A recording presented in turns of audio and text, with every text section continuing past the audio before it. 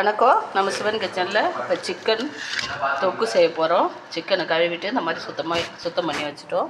தக்காளி நிறையா நான் இந்த மாதிரி ஒரு 8 தக்காளி அரிஞ்சு வச்சுருக்கேன். இஞ்சி போட்டுக்கலாம், பூண்டு,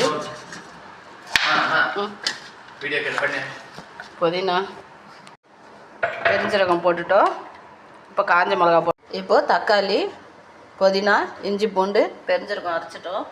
இப்போது காஞ்ச மிளகா போட்டு இதையும் நம்ம பேஸ்ட்டாக அரைச்சி எடுத்துக்கலாம். வெங்காயம், பச்சை மிளகா, 2 ஏலக்காய், பட்டை, கிராம்பு போட்டு நான் இது மாதிரி வதக்கிட்டேன். இப்போது ப்ரௌனுக்கு உப்பும் போட்டுட்டேன். ப்ரௌன் கலராக நல்லா வதங்கிட்டு பாருங்கள். இப்போது நம்ம சிக்கன் போட்டுக்கலாம்.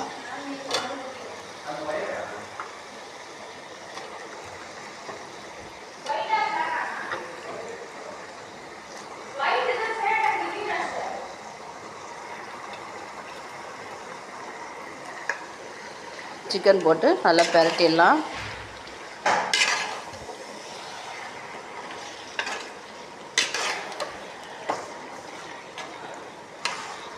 நல்லா வேகட்டும்.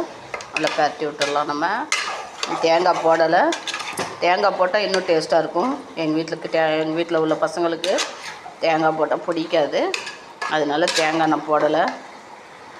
தேங்காய் போட்டாலும் சீக்கிரம் கெட்டுரும். இது கெடவே கெடாது. எவ்வளோ நேரம் வேணால் அப்படியே இருக்கும்.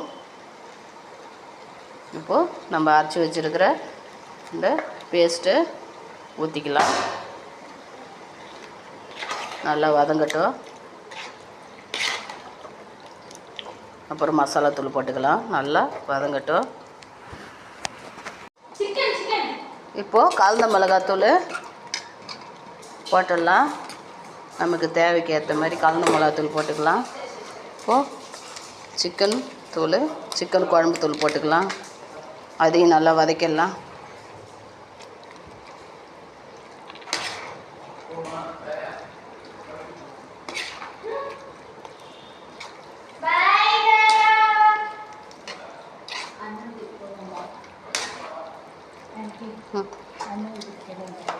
போட்டோம்.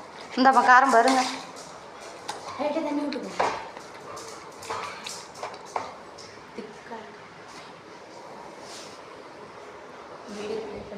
இப்போ தேவையான அளவுக்கு நம்ம தண்ணி விட்டுக்கலாம். தயிர் ஊற்றிக்கலாம்.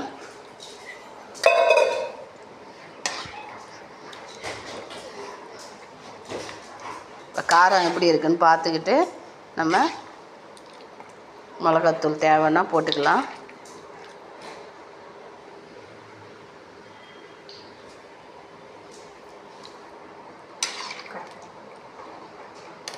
நல்லா கொதிக்கட்டும். இப்போது கொத்தமல்லி இப்போ கொஞ்சம் போட்டுக்கலாம். புதினா. இப்போது குழம்பு நல்லா கொதிச்சிச்சு பாருங்கள். கொதிச்சு வந்துட்டுருக்கு. ஒரு அரை கொதிச்சிருக்கு. இப்போ திரும்பியும் இந்த மாதிரி கருவேப்பிலை புதினா, கொத்தமல்லி போட்டுடலாம். கொஞ்சமாக ஆயில் விட்டுக்கலாம். ரொம்ப சாஃப்டாக இருக்கும் சிக்கனு, அதுக்காக.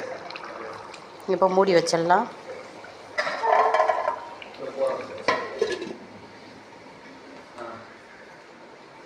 குழம்பு நல்லா கொதிச்சிச்சு. சிக்கன் குழம்பு இப்போ ரெடி ஆகிடுச்சு பாருங்கள்.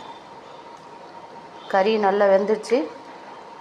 இந்தமாதிரி வீடியோவுக்கு சப்போர்ட் பண்ணுங்கள், சப்ஸ்கிரைப் பண்ணுங்கள். நன்றி.